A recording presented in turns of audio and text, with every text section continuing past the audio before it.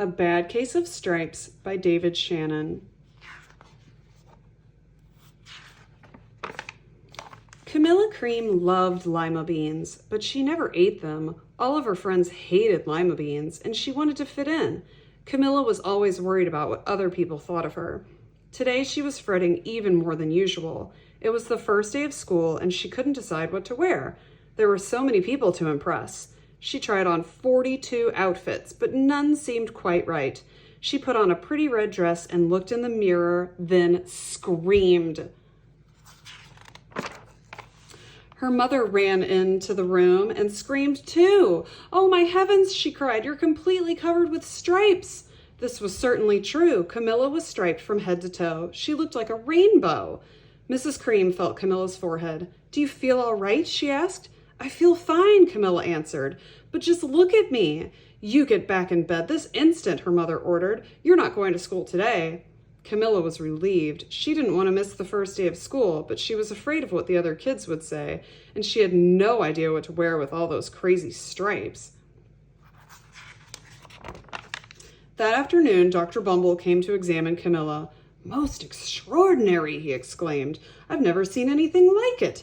Are you having any coughing, sneezing, runny nose, aches, pains, chills, hot flashes, dizziness, drowsiness, shortness of breath, or uncontrollable twitching?" "No," Camilla told him. "I feel fine." "Well then," Dr. Bumble said, turning to Mrs. Cream, "I don't see any reason why she shouldn't go to school tomorrow. Here's some ointment that should help clear up those stripes in a few days. If it doesn't, you know where to reach me." And off he went. The next day was a disaster. Everyone at school laughed at Camilla. They called her Camilla Crayon and Night of the Living Lollipop.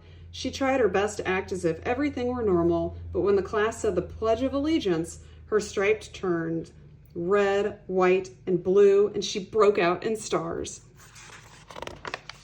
The other kids thought this was great. One yelled out, "Let's see some purple polka dots." Sure enough, Camilla turned all purple polka dotty.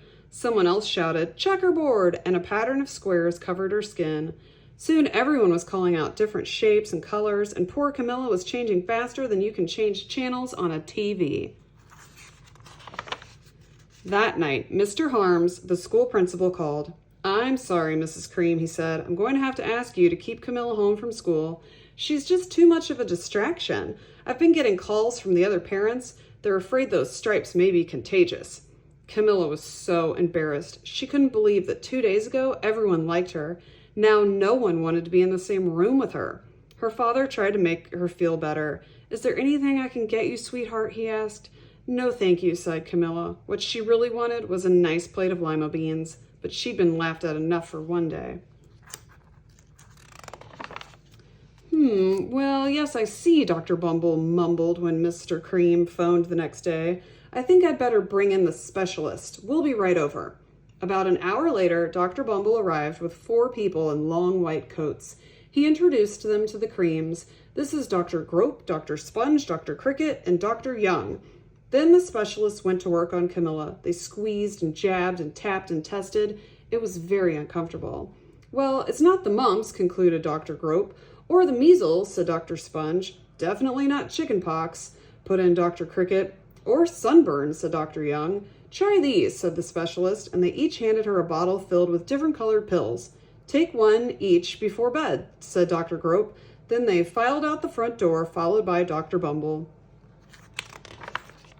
That night, Camilla took her medicine. It was awful. When she woke up the next morning, she did feel different, but when she got dressed, her clothes didn't fit right. She looked in the mirror, and there, staring back at her, was a giant multicolored pill with her face on it. Dr. Bumble rushed over as soon as Mrs. Cream called, but this time, instead of the specialists, he brought the experts. Dr. Gord, Mr. Mellon were the finest scientific minds in the land. Once again, Camilla was poked and prodded and looked at and listened to. The experts wrote down lots of numbers, then they huddled together and whispered. Dr. Gord finally spoke. "It might be a virus," he announced with authority. Suddenly, fuzzy little virus balls appeared all over Camilla. "Or possibly some form of bacteria," said Mr. Mellon. Out popped squiggly little bacteria tails. Or it could be a fungus, added Dr. Gord. Instantly, Camilla was covered with different colored fungus blotches. The experts looked at Camilla and then looked at each other. We need to go over these numbers back at the lab, Dr. Gord explained. We'll call you when we know something. But the experts didn't have a clue, much less a cure. By now, the TV news had found out about Camilla. Reporters from every channel were outside her house telling the story of the bizarre case of the incredible changing kid. Soon a huge crowd was camped outside the front lawn. The Creams were swamped with all kinds of remedies from psychologists, allergists, herbalists, nutritionists, psychics, an old medicine man, a guru, and even a veterinarian. Each so-called cure only added to poor Camilla's strange appearance until it was hard to even recognize her. She sprouted roots and berries and crystals and feathers and a long furry tail, but nothing worked. One day, a woman who called herself an environmental therapist claimed she could cure Camilla. Close your eyes, she said.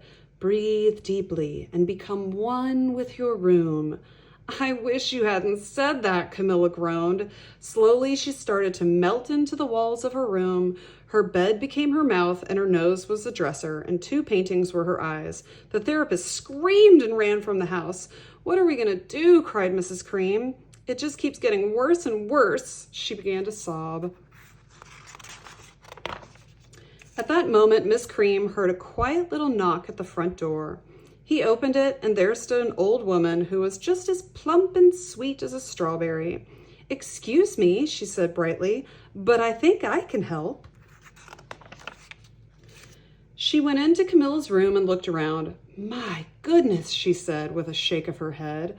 What we have here is a bad case of stripes, one of the worst I've ever seen. She pulled a container of small green beans from her bag. Here, she said, these might do the trick. Are those magic beans? Asked Mrs. Cream. Oh my, no, replied the kind old woman. There's no such thing. These are just plain old lima beans. I bet you'd like some, wouldn't you? She asked Camilla. Camilla wanted a big, heaping plateful of lima beans more than just about anything, but she was still afraid to admit it. Yuck, she said. No one likes lima beans, especially me. Oh dear, the woman said sadly.